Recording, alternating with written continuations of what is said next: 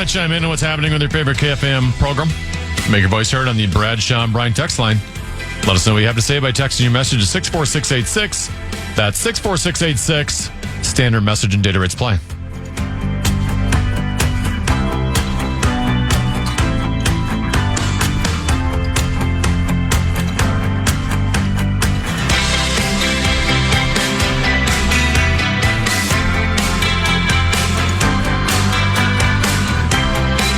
Couple 13-14 past. I'm Common. He is Tennessee. We are here until 3 o'clock. We turn it over to Big Ticket. And JG, I'm out the next couple of days. Tennessee, the Tenna Fitzgerald will set sail tomorrow at noon and Friday at noon. I know Friday, B's out, right? And so am I. She is. Will you do a program We password? are not going to do password on Friday. So we'll take a break from that. We're on a bye week.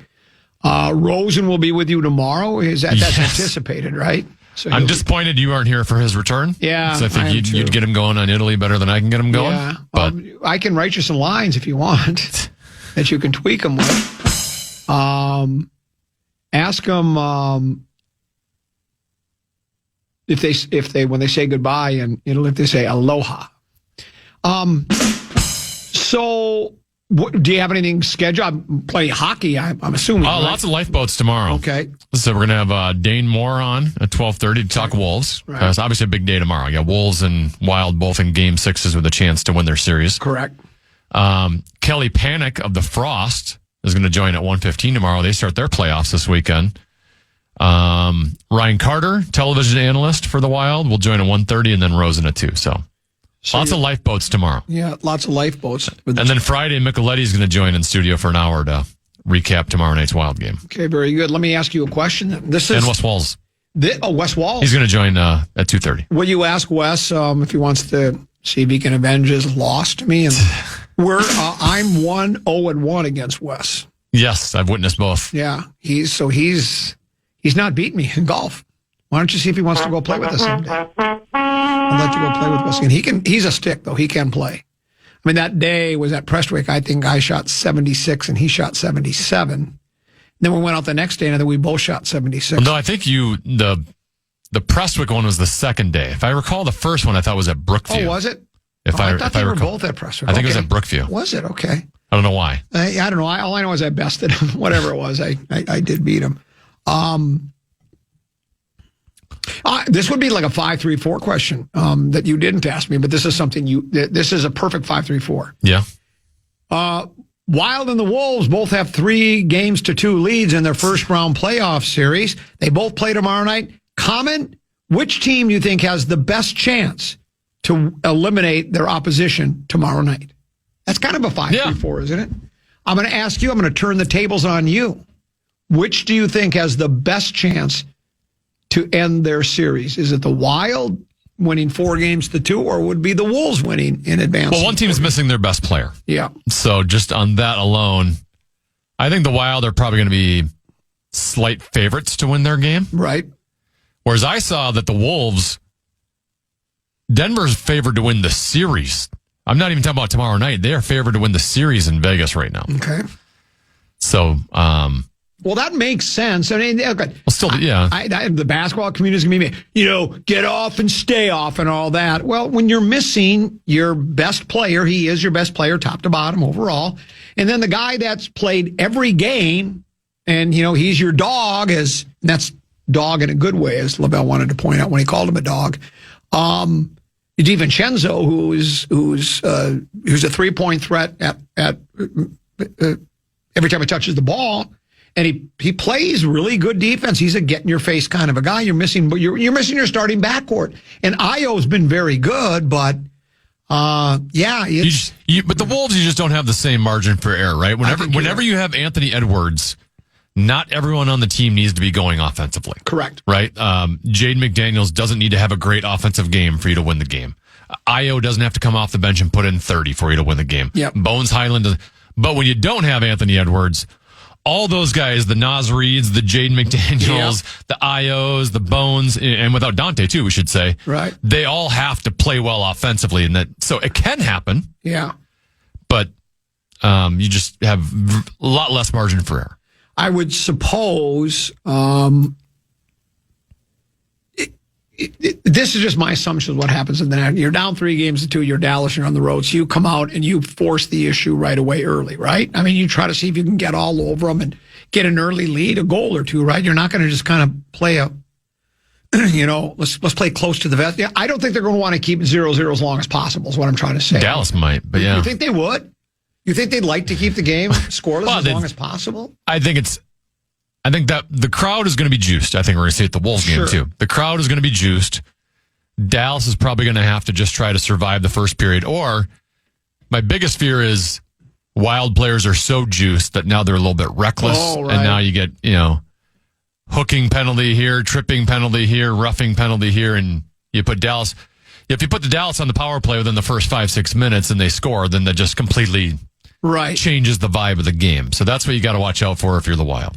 Do you think in most cases, forget this game, but in most cases, that it would be good for the Wild to keep the game scoreless as long as possible? Or do you think it would be nice to jump out to a 2-0 I enjoy having 2-0 leads. Yeah, I kind of think so too. That's what I would say. I'm trying to think how many times has that happened in this series? Maybe game one? Has there been another 2-0 lead? Not that I'm aware of, but I'm not paying as close attention as I once I think maybe did. Dallas had a 2-0 lead in one of their games. I saw a headline, this story just a couple of hours ago. Robbie Calland, he writes NBA for CBS Sports. Headline, LeBron James shrugs off GOAT debate with Michael Jordan. Hopes he made MJ proud wearing number 23.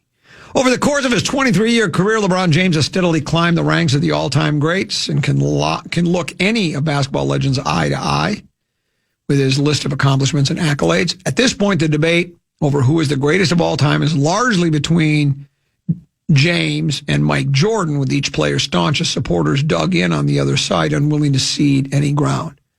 Jordan has 6 rings, 5 MVPs, 10 scoring titles, 9 all-defense selections, and an influence and cultural cachet that's almost impossible to quantify. Meanwhile, how come I don't see them? Where are the...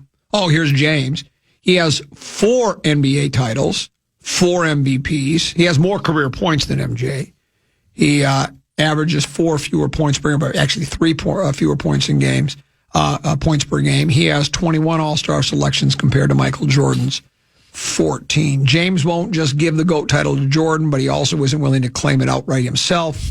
Instead, he opts for pointing out that comparing the two greats is apples and oranges while explaining how their games compare and contrast. He says, I think I'm one of one. I think the way I play the game, I am one of one player. And MJ, as well as a bleeping unbelievable basketball player, I think his mid-range jump shot was unbelievable. He did so many things great. I grew up bleeping analyzing everything that he did, how he could get to his spot and rise up above everybody. Obviously, his post-game was elite, his will to win. I think that he has a trait that we all know.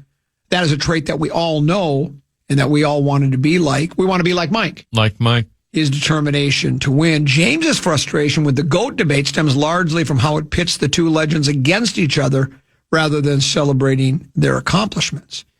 He says, you can look at both of us and say that you love both of us without trying to bleep on the other person. And usually it's bleeping on me. But I know for sure that I've done my part in this journey. James highlights how he dreamed of being in Jordan's shoes, following his footsteps with accomplishments. Hard to follow the footsteps if you're in his shoes, but that's what he wanted to do on and off the court. And having the motivation helped him reach new heights. I hope I made him proud, at least, wearing that number 23. I know you've said this 13, 14 times. Did you say he's the greatest athlete you've ever seen? Yes. Yeah. Jordan. I could make you know me, it's the old bit where when Hartman and I did a point counterpoint before Vikings pregame shows, I would you take one side, I'll take the other. It doesn't matter to me. I could make a case for either one. I really could. But Jordan was, he was Mike. And I think what James says there is right. It's almost like you almost have to, people almost want to downplay the other guy. If they think, especially most people, I think it's Jordan. So then they want to almost rip James and he's not even in the conversation, which isn't true. But I would probably, I guess, opt for Mike Jordan as well. There's those that would say, well, Kareem Abdul-Jabbar's got to be in the conversation as well. I mean, he was brilliant. Now he had Magic playing with him, but, Jordan had Pippen, and let's face it, I think Pippen benefited more from playing with Jordan than Jordan benefited from Pippen. And then Oscar Robertson, he averaged a triple-double. Is that the stat with Oscar Robertson? So there are even older guys that you could make a case for. It's an interesting debate. I don't think I don't think it means anything. So you think he's better, great, knock yourself out. But he was asked about it, and so he responded. And I don't think LeBron James is somebody that he doesn't mind talking about himself and his accomplishments, which is strange. Like for me, I don't know why. I do enjoy his work, and because I don't like to talk about myself and my accomplishment. I guess I don't have a lot of those. That's why we don't talk about it. I did win I won a blue ribbon. 6th grade, Adams School track and field day sack race. I also won a couple of City Pages award, including Gadfly of the Year. So I have a couple of accomplishments. We'll break. We'll come back.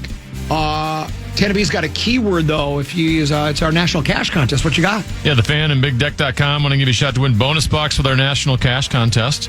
Enter the keyword Bills at KFAN.com now for a shot at winning. That keyword is Bills. Enter now at KFAN.com.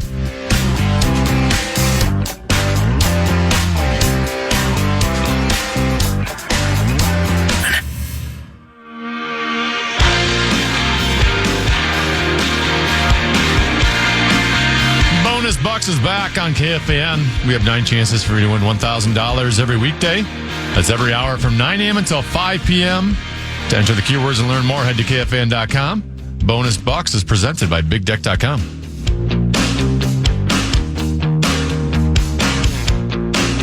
There's a giveaway here, open in front. Kaprizov took a shot on it. Safe rebound. Zuccarello scores! Kaprizov got it to Zuccarello, who was wide open, and 3:51 in. Welcome back, Zuki. It's 1-0 Minnesota. Was I gone that long that you had to start playing highlights? It was suggested by the program director, and you weren't there. So I'm like, well, instead of just playing music, might as well just fill with a fun highlight from last night. You want to play the montage? We could replay it. Here's my problem. Here's my situation. Tell me what I'm supposed to do here. Here's my conundrum. Yeah. I know it's Wednesday, but I'm out Thursday and Friday. So this is my Friday. And the last segment is Victory Formation segment. So if you think I've had nothing up until now, I've got absolutely zero right now to get to the end of the hour. I know that's not encouraging for the program director. I had to come down here. See how he tricked me into talking sports? I was talking about lawn mowing and window washing in my scrotum. And then he all of a sudden said, got the Wild in the Wolves. I said, what do you want me to say about him? And then I said something about him. So he tricked me. What do you think we were doing with the highlight? Yeah, and I'm annoyed by being tricked like that. Well, again,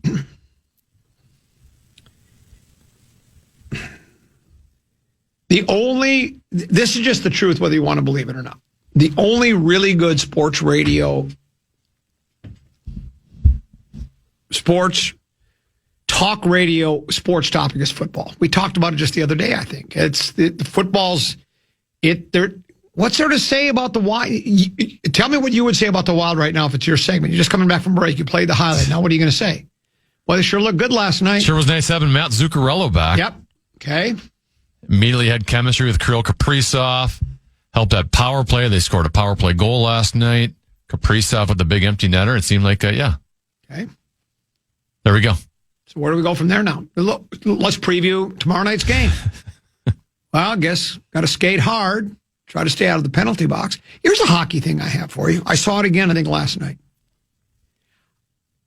I didn't know this penalty existed until this playoff series, and I've seen it 13, 14 times. Too many men on the ice. Is that new? Yes. No, it's been forever. But I've never seen it called in all my time. And no, it's already happened a couple times in this series. That's what I said. Yeah. But what I'm saying is, that's why I said I've never seen it before until this series. I didn't know that's what I was saying. See, you weren't even listening. You were just waiting for your chance to talk.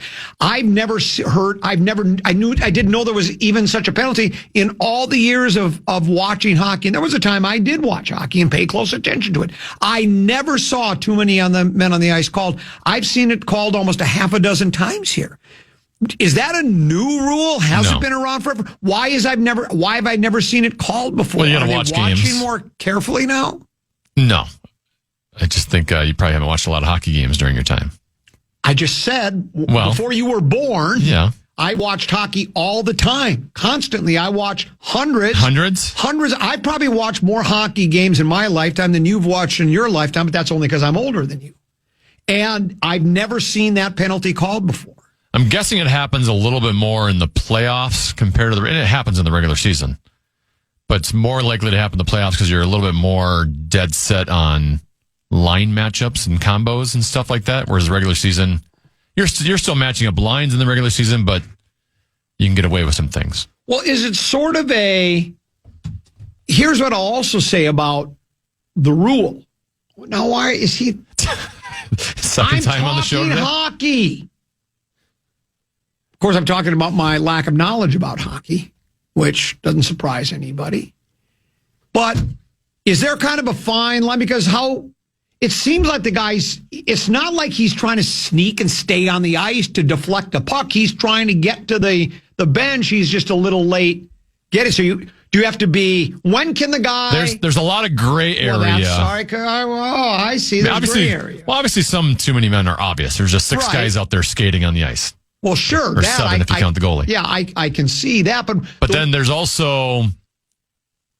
There's a lot of gray area as to when the player coming off the bench can get on the ice compared to the one that's going off the ice. Okay. And they especially get called when the puck goes over to that area and they play the puck before a teammate is off the ice. Okay. But like I said, there's a lot of gray area, and there's been controversy with officials in the past about why isn't that called too many men? Why is that called too many men? Well, it happened last night, late in the game. Was it called on us? No, it was on Dallas. It was on Dallas. It was called on Dallas. And that's, I mean, how do you can't make that's like 12 men in the field with the Vikings back in the 2000 NFC Championship game. That seems like you can't make a mistake like that. How do you even... You got to wait for the guy to get closer to the bench. Well, that one wasn't even. Yeah, I think they just had a sixth player out there because they had a miscommunication of some sort. Well, that wasn't even. That's his egregious. He took a little bit to leave it. Yeah. How do you make that mistake at that point in the game? You can't make a mistake like that. That's just. And the Wild had one earlier in the series.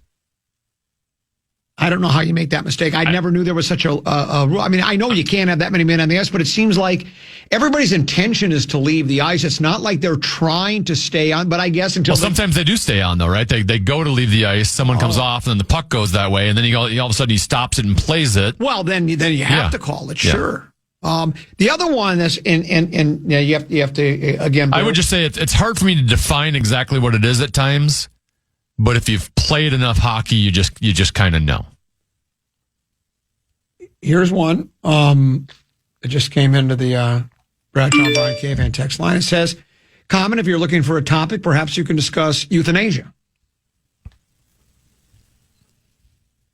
I would, but I don't know any young people from that part of the world. So how can I?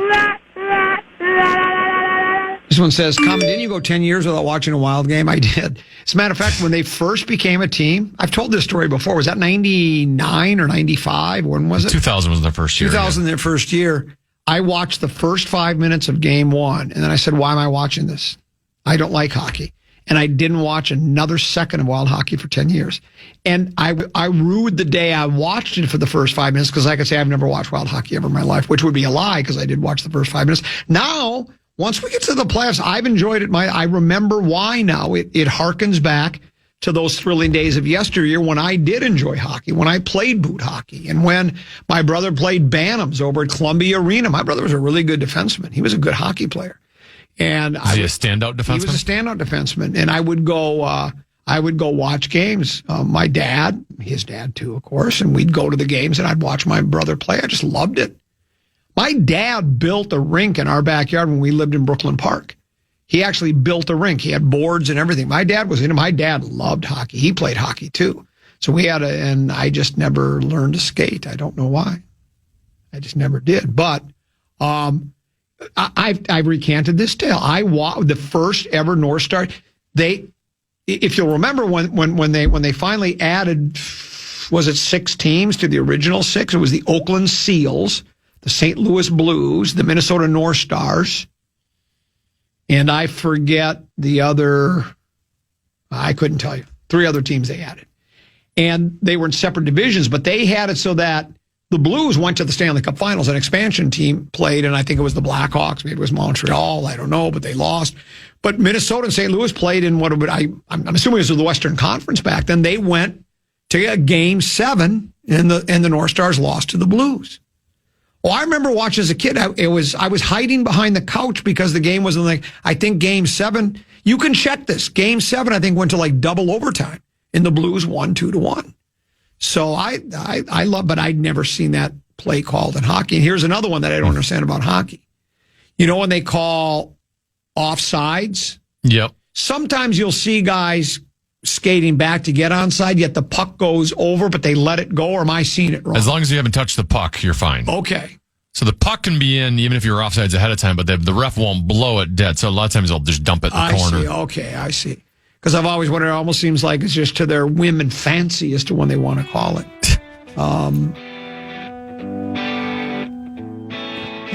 I thought this was the last segment. Oh, got a whole nother half hour to go.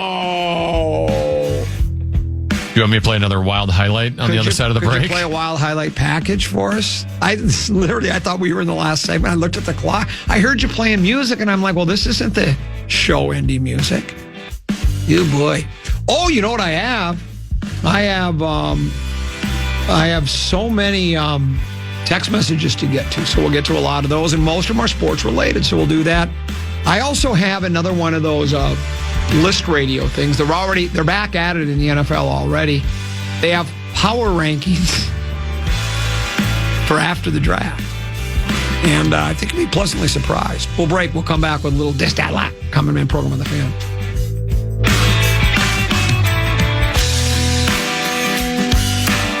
No app.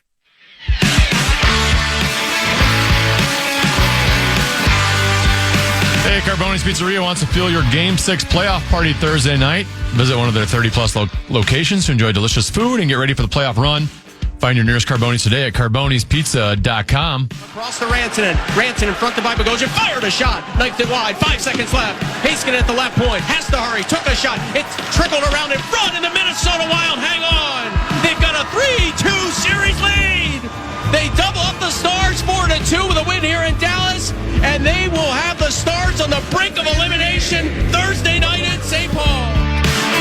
Speaking of brink, the Wild might want to rethink playing Bobby Brink. The Wild might want to rethink playing Bobby Brink. What got into Bobby Brink last night? They had I don't know if they had a power play going or something, and he just lost I don't know what. Mark, what's wrong with this team? Well, what do you make of Bobby Brink? Last night was not a good night for him. Yeah. I think the play you're referencing is he had the puck near the offensive blue line. Had two teammates streaking on both sides, and I think he passed it to the wrong teammate, made a bad pass. And the problem is when you have two teammates streaking one way and you turn it over, they go the other way. And then got the puck in the Wild's defensive zone, and then Brink committed a penalty there. It wasn't just that shift. That was a very bad shift because Dallas ended up scoring a power play goal there to tie the game. But Brink had some other moments where he was struggling, especially on the breakout in the defensive zone. So, go ahead. No, just not a great game for him. And I actually thought towards the end of Game 4 he was playing maybe the best he had all series. So it's a tale of two Brinks. Common, you recount a story. Recant means to withdraw it. Grammar guy.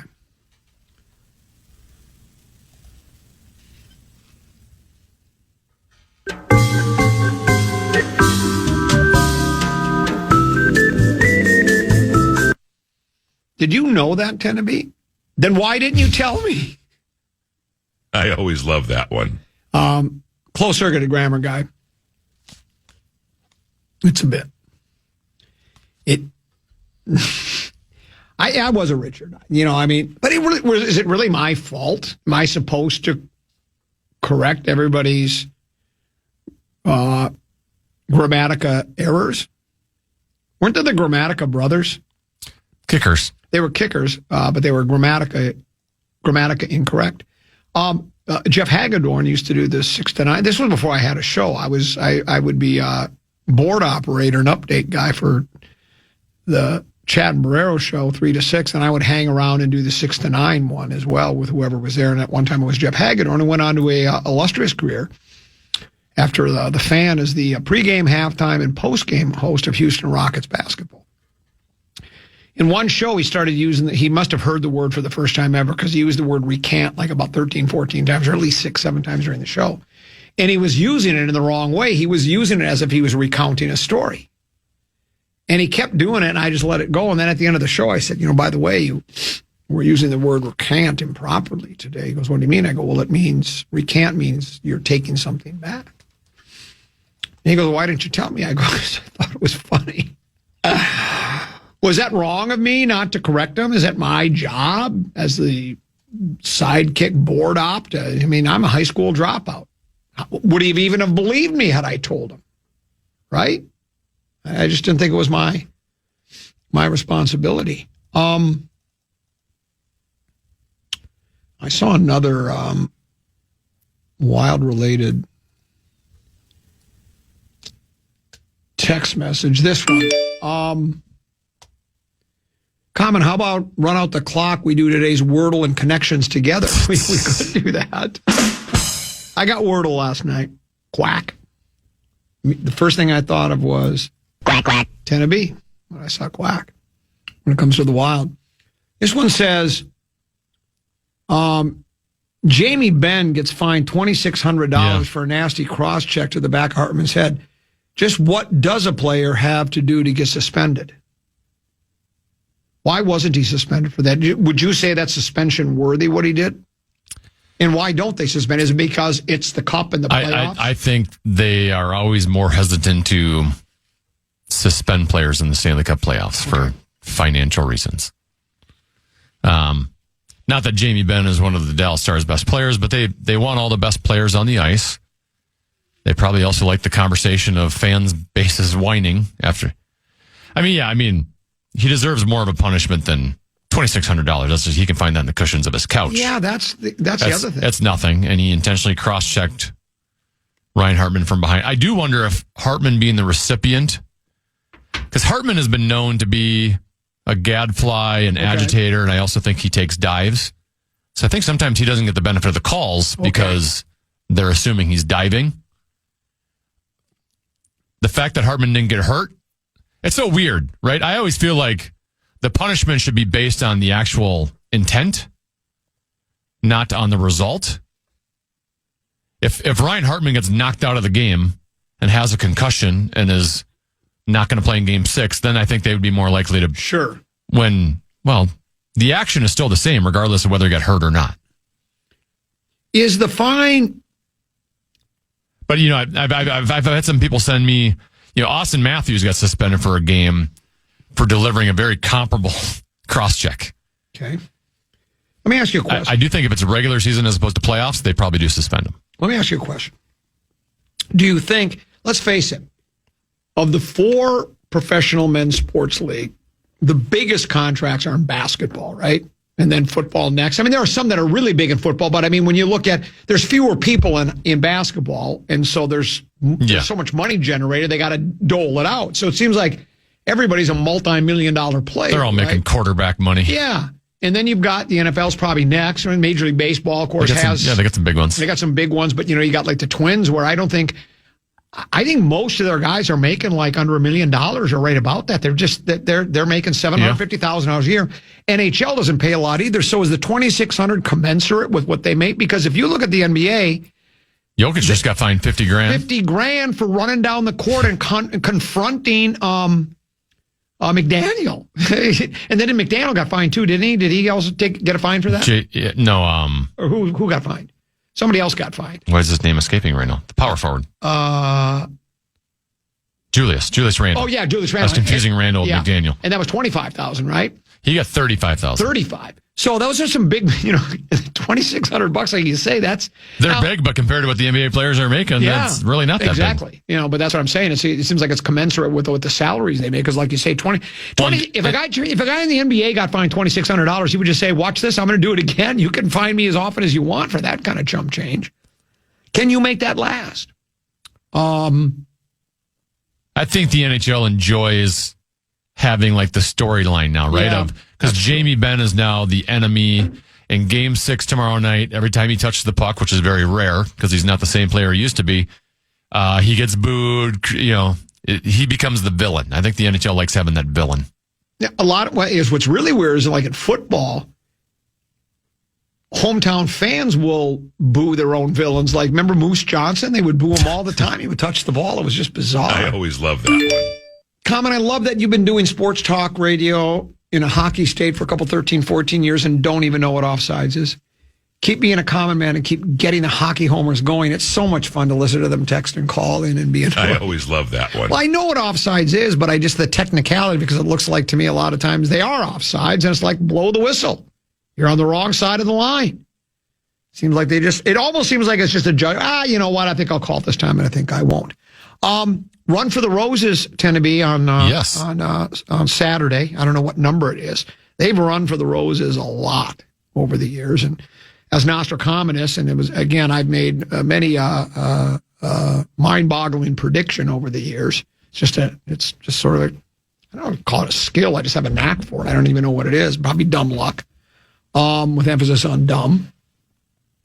But I think I've nailed 19 of the last 20 Kentucky Derby winners. So without further ado, because I won't be here Thursday or Friday, for those who want to get a leg up, I'll maybe placing a bet on the ponies, a win, place, or show. Let's go ahead and do Nostracommonus Kentucky Derby. He is the all-seeing, the all-knowing.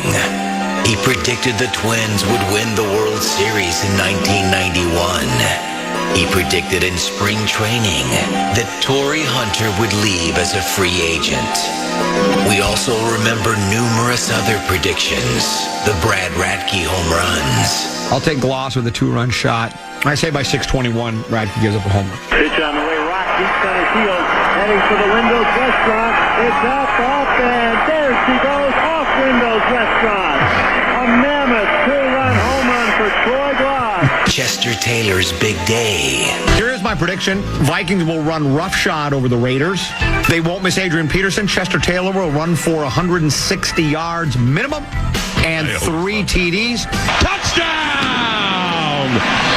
3 rushing touchdowns for Chester Taylor today. And the Vikings rout of the Giants. You heard it here first. Vikings will beat the Giants. Vikings in a rout. And it's a touchdown! 3 defensive touchdowns today for the Vikings, and the blowout is on. It's time now on the Fan for another Nostracommonus psychic reading. And now, here he is, the seer with no fear, Nostracommonus. That'd be me. So all I do this is, the first time I made a prediction correct, I was rubbing my temples because I was hungover. I had a bad headache, and then all of a sudden a vision just popped into my head. So I've got to get into the mood. I have to rub my temples. And I'm doing that right now, and right now I see nothing. I see nothing but a blank. Nothing. There's just nothing there. Oh, wait. Looks like I'm seeing some sort of it's like a celebration. Celebrate good times. Come on. Do. Come on. And it looks like people have pointy hats on and party favors. And I can see in the background there's a clock on the wall. And it's approaching midnight. It looks like it might be a New Year's party. And I see someone, as they're getting ready to pop the corks on the champagne and celebrate New Year's, he's jotting notes on a piece of paper. What is he writing? Maybe I can get a closer look. It looks like, no, it's not directions anywhere. It looks like I can see at the top of the piece of paper, it says New Year's resolutions. So the New Year's No. Now that's gone. It's disappeared. Okay, let me try harder. I don't know what that was. Now I see him. It looks like a mountain. All right. Yes, that's exactly what it is. And it looks like this is from hundreds of years ago, thousands of years ago. Maybe it was about the same time the Egyptians were building the pyramids. So it must be about the 1800s. And it looks like it's a mountain somewhere I think it's in the Middle East.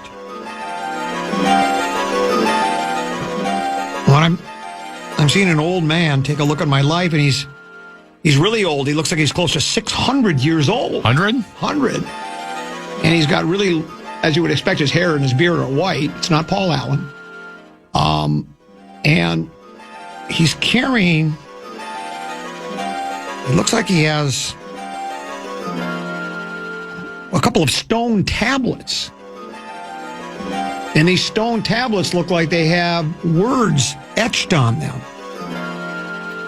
And it looks...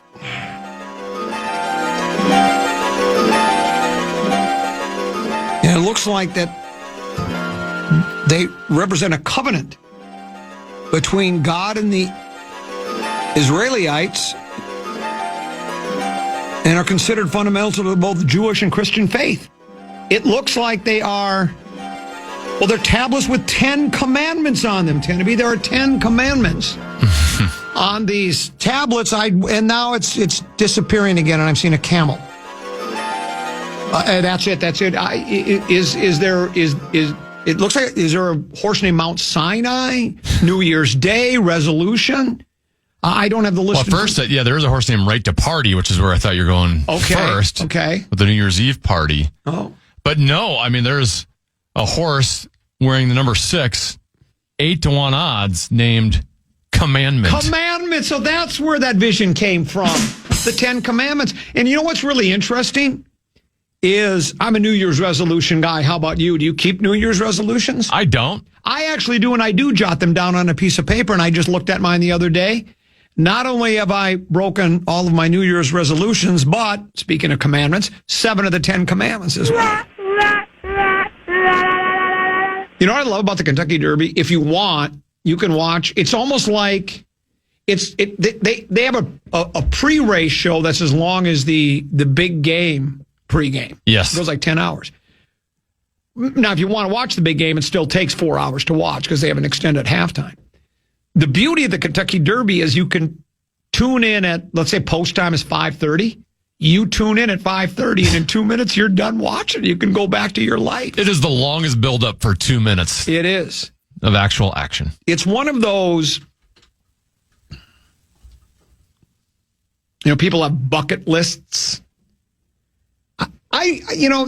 Probably when I was younger, I really would have wanted to do it because then, have a couple 13, 14, drink mint juleps, bet on the race, get crazy, I still would like to go to a Kentucky Derby, I think, even though I don't like crowds for the most part, but I think that would be fun. Does that interest you at all? Yeah, I'd like to go. Yeah.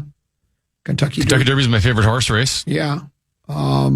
My kids are starting to get into horse racing a little bit. They really? They love going to Canterbury, yeah. Yeah. Leo's got to the point now where he likes to look at the horses and bet on them. Of course, he's betting with my money. But. Right. So, yeah, my guess is this wouldn't be one for you. I wouldn't mind going to like a Daytona 500, Indianapolis 500. I don't know if I could stay for the whole 3, 4, 5 hours, though. Just round and around and around in a circle after a while. It's like... Okay, and I don't mind auto racing. I think a lot of people don't like. They don't think it's a sport either because it's kind of like it's like 3 hours just the same thing over and over and over again. Yeah, which you think I would like because I'm kind of accustomed to that. But the Kentucky Derby. So it's 2 minutes. Don't blink, and you're blinking, you might miss it. So that might be something that. Do we do Kentucky Derby here on the Fan? Well, I don't even know if. I know the Wild are going to play on Saturday if they lose Thursday night. I'm not sure when Wolves Game 7 would be. That might be Saturday as well. Well, let's say they're playing. If they have a 2-minute penalty, you could just for 2 minutes play the race, and then you just cover the power play that way. You wouldn't have to worry about it. I wish you could do like a radio version of Split Screen. Have like two different audios going at the same I time. like that. I like that idea. So we'll see how that goes.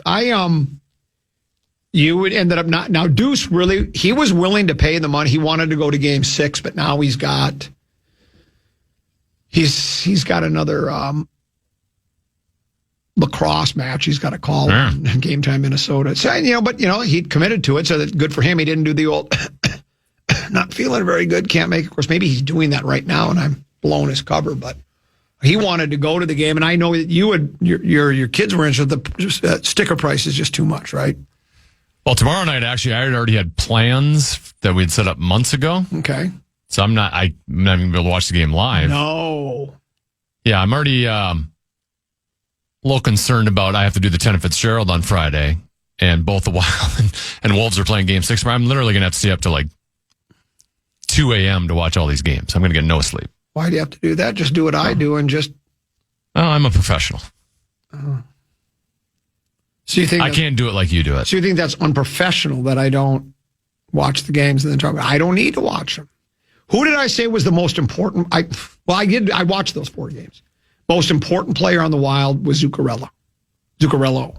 And I was told, well, you're wrong. He's maybe 7th most important player. Yeah. And I didn't say best player. I said most important player. I think he's important. I think he's the most important player. I don't dispute that he's important. Yeah, I think he's number 1. I just think if we lost, last night. Kaprizov or Boldy or Quinn Hughes, it'd be a little different. Well, it might be, but... And heck, maybe Volstead at this point. Zuccarello's... Faber's pretty important. Joel Eriksson Ek's pretty important. We don't call him Faber here. We call him Faber-Fabe. Faber-Fabe. Well, no, they are important, but with Zuccarello, they're 2-0. Yeah. Without him, they're 1-2.